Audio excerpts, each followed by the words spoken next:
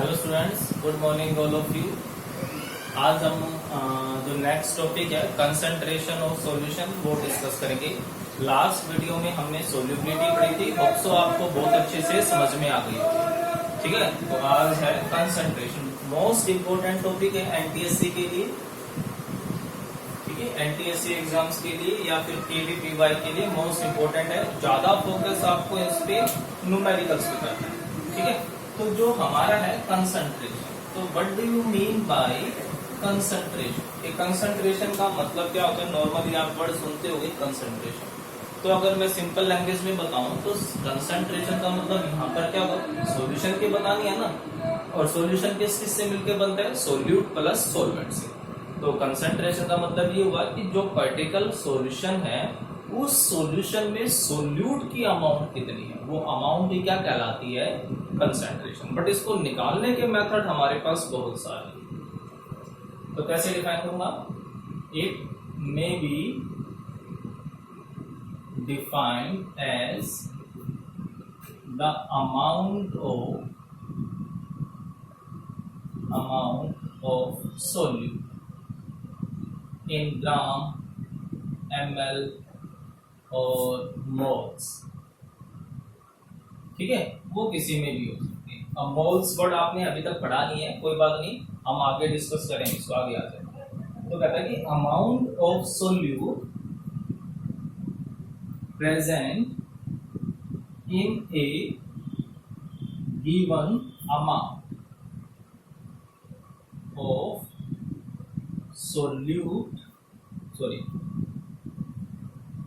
solvent और solution। तो क्या कहता है ये कि जो कंसंट्रेशन का मतलब वो किस चीज को सिग्निफाई कर रहा है? Amount of solute. अब वो अमाउंट ग्राम में हो सकती है, वॉल्यूम है तो ml हो सकती है, या फिर मोल्स में हो सकती है। इन ए गिवन अमाउंट ऑफ सॉल्यूशन, तो सॉल्यूशन या सॉल्वेंट में कितना सोल्यूट है, तो वो जो उसकी अमाउंट है वो अमाउंट क्या कहलाएगी? कंसंट्रेशन। है ना, आपने दो वर्ड पहले भी सुने थे, कंसंट्रेटेड एंड डाइल्यूट। तो वो तो मतलब कंपैरेटिव वर्ड्स थे ना। कंसंट्रेटेड तो मतलब कि जब सोल्यूट की अमाउंट ज्यादा है, और डाइल्यूट का मतलब जब उस सोल्यूट की अमाउंट कम है। बट कितनी है वो क्या कहलाएगी? कंसंट्रेशन। तो कंफ्यूज मत होना, कंसंट्रेशन का मतलब अलग है और कंसंट्रेटेड अलग वर्ड है। कंसंट्रेटेड एक कंपैरेटिव वर्ड है, और कंसंट्रेशन उसकी एग्जैक्ट अमाउंट हमें बता देगा कि सोल्यूट की अमाउंट कितनी है। ठीक है, we have a various method to express the concentration of solution, which are as follows।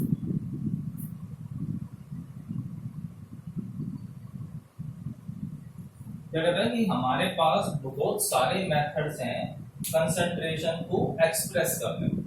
ठीक है, तो उनमें से कुछ एक जो इम्पोर्टेंट है वो हम अभी डिस्कस कर रहे हैं।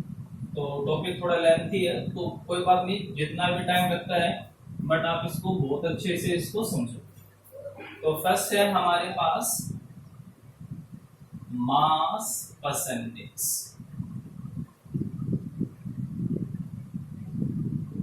अब जो मास परसेंटेज है, इसके नाम से ही समझ में आ रहा होगा कि वर्ड यूज हो रहा है परसेंट, है ना। तो सेंट का मतलब क्या होता है? 100। मतलब कि अब इस केस में हमने फिक्स कर दिया कि वो जो सॉल्यूशन है उस सॉल्यूशन की अमाउंट कितनी होगी? 100 होगी। ठीक है, सॉल्यूशन की अमाउंट हमने कितने फिक्स कर दी? 100 फिक्स कर दी। तो अब मास परसेंटेज को कैसे डिफाइन करूंगा? अब मास परसेंटेज है, इसमें भी दो होते हैं बेटा। फर्स्ट है हमारे पास mass by mass percentage. Denote किससे करते हैं उसको? तो अब ये W का मतलब क्या होगा बेटा? यहाँ पे वेट। W का मतलब क्या होगा? यहाँ पे वेट होगा। ठीक है, wait by weight percentage. W यहाँ पर वेट को रिप्रेजेंट कर रहा है। तो केमिस्ट्री में मास और वेट में फर्क नहीं करते हैं, हाँ फिजिक्स में अलग होता है, बट यहाँ पर सेम साइन। तो इसको कैसे डिफाइन करूंगा? It may be defined as the mass of solute present, और मास ऑफ सोल्यूट बेटा किस में लूंगा मैं, gram, present in 100 gram of solution. Percent का मतलब है तो टोटल कितना होगा, सिंपल सी बात है 100 है ना। जैसे हम मैं कहूंगी भी हमारे या मेरे 96% आए, तो उसका मतलब क्या हुआ कि पेपर कितने भी नंबर का हो उसका सीधा सा मतलब ये हुआ कि 100 में से 96 आए, है ना। चाहे पेपर 20 नंबर का था, चाहे 10 का था, चाहे वो 1000 का हो, तो उससे फर्क नहीं पड़ता। तो परसेंटेज का मतलब कि 100 में से, क्लियर है। तो अब मैं इसको लिखूं W बाय W परसेंट, कैसे लिखूंगा, mass of solute divide by mass of solution multiply, तो this is weight by weight percentage mass of solute divide by mass of solution and multiply 100। ठीक है, ये क्या आ गया कि 100 में से सोल्यूट की अमाउंट कितनी थी। अब बात करूं भाई मैं इसकी यूनिट की, तो कुछ यूनिट होगी इसकी बेटा, सोच के देखो, ये बिल्कुल बेसिक सा है, तुम्हें पता होना चाहिए। ऊपर भी कौन है, मास, और नीचे भी कौन है, मास, मतलब ऊपर भी ग्राम नीचे भी ग्राम, से ग्राम कैंसिल, तो इसकी यूनिट क्या हो जाएगी, यूनिट लेस, कोई यूनिट नहीं होगी, इट इज यूनिट लेस होगा। ठीक है, तो ये हो गया। अब जो दूसरा आता है, हम जो न्यूमेरिकल है मास परसेंट के एक साथ ही कर लेंगे। ठीक है, तो आज पहले इसके थोड़ी कुछ फॉर्मूलेस पढ़ लेते हैं। सेकंड आता है हमारा, सेकंड है mass by volume percentage, mass by volume percentage.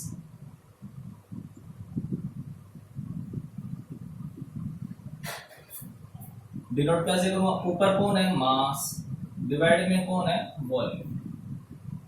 ठीक है, मास को किसमें रिप्रेजेंट करते हैं, ग्राम में, और वॉल्यूम को मिलीलीटर। ठीक है, तो इसको कैसे डिफाइन करूंगा, it may be defined as the mass of solute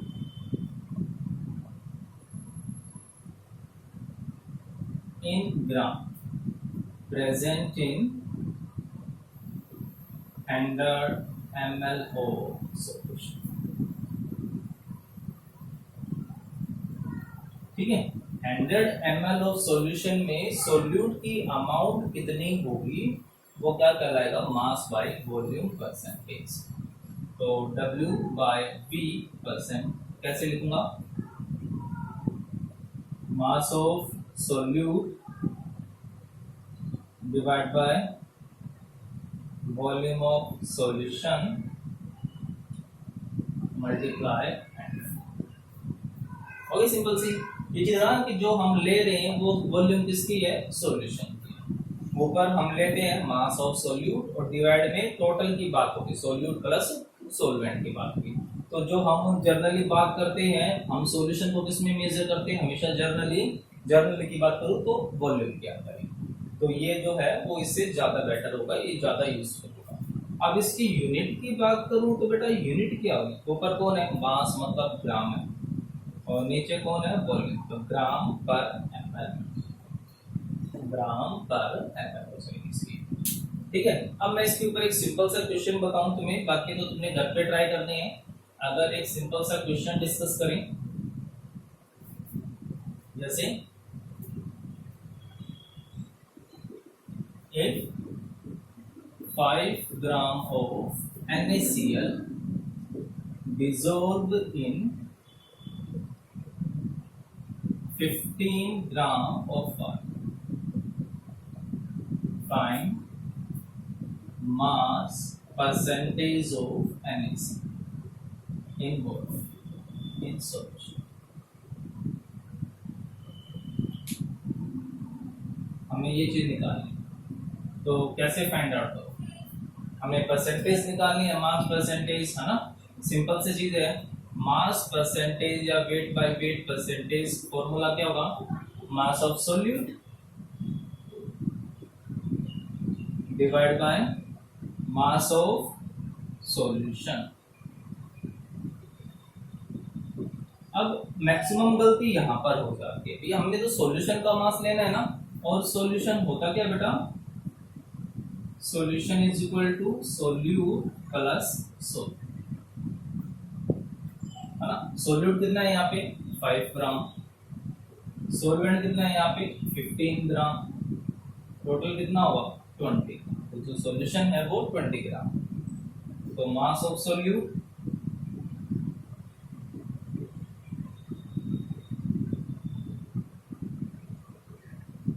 कितना होगा 25%, है ना, बिल्कुल सिंपल सी। तो तुमने इस तरीके के क्वेश्चन करके देखने, ठीक है। तो और भी जो टिपिकल प्रॉब्लम्स होगी वो भी डिस्कस करेंगे। तो आज के लिए अपना ये जो मास परसेंटेज है वो खत्म हो गया, आज सिर्फ इतना ही। Okay, thank you.